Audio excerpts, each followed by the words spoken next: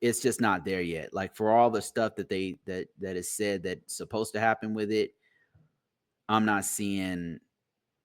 My point is, cybersecurity is one of those mission essential things that's going to be around. You know what I mean? And hey, guys, I see you guys popping in slowly. I don't have an agenda or anything. I'm just talking about what I've seen during these shutdowns, government shutdowns. And yeah, so we're going through one right now. And if I had to guess, it'll probably go. This one I think is going to be hardcore. I think it's going to go for a week or more, and then it's the pressure is going to start mounting. I say probably a week and a half, 2 weeks, which is pretty long for some people. There's workers in the government you really don't want to have, essential or not. People who process paychecks and things like IRS during tax time. Just think of things like that. Or if you're in a season where a lot of the national parks you have to have people there because people are going there, something like, think of things like that. Or another one would be right now. I don't know if you guys knew this, but just now there was a plane in LaGuardia Airport, which was already under strain.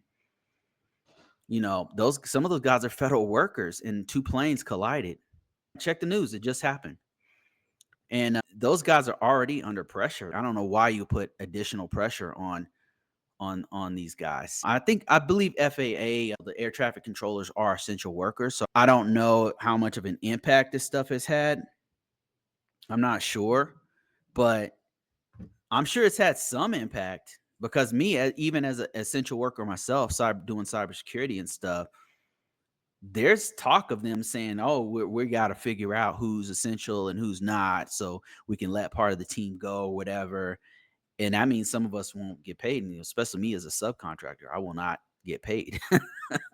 Yeah, is it a concern? Yeah. My last job, there's so much stuff going on with the politics that's impacting the government sector that it made me leave. Like the last place I was at was so much politics and stuff going on. I was like, nah, I can't. This is ridiculous. There's already stuff going on.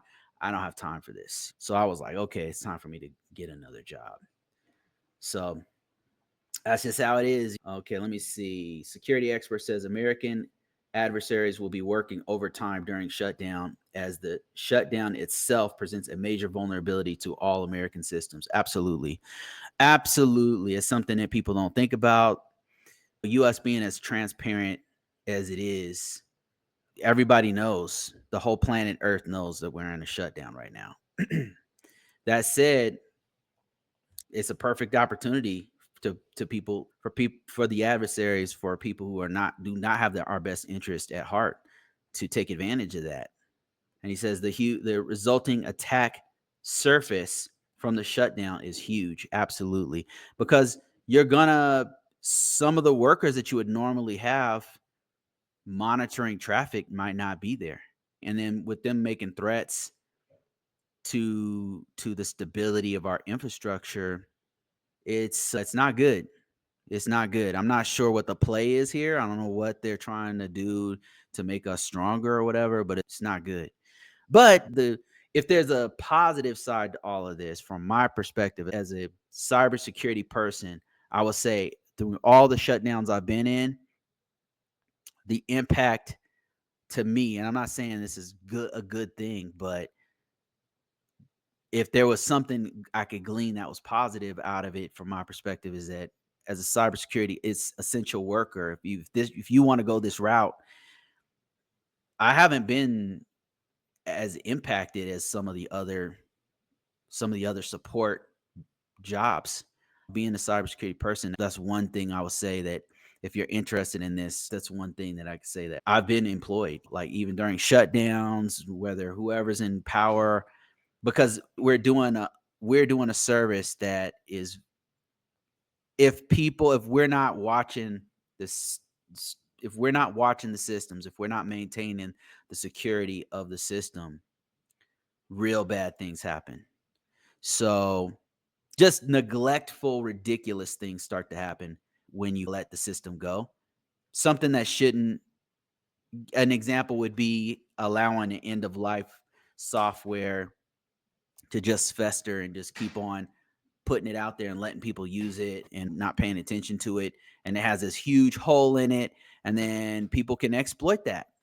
And you don't have no plan to fix it. This kind of thing happens all the time. Happens all the time. And if you just from not even like a shutdown, like just having being in place, but just not doing due diligence, not doing what they're supposed to do. And then you have all these systems out there that allow this huge, security expert said, attack surface, meaning holes, like holes all over your system, allowing people to come in and exploit all of these vulnerabilities, right? That's a huge risk to an environment where you have very important information. And that's one of the things that people don't really think about until it happens. So one of the negative things about cybersecurity is that you don't really get a pat on the back for all the stuff you actually stop. You only get noticed for things that don't get stopped.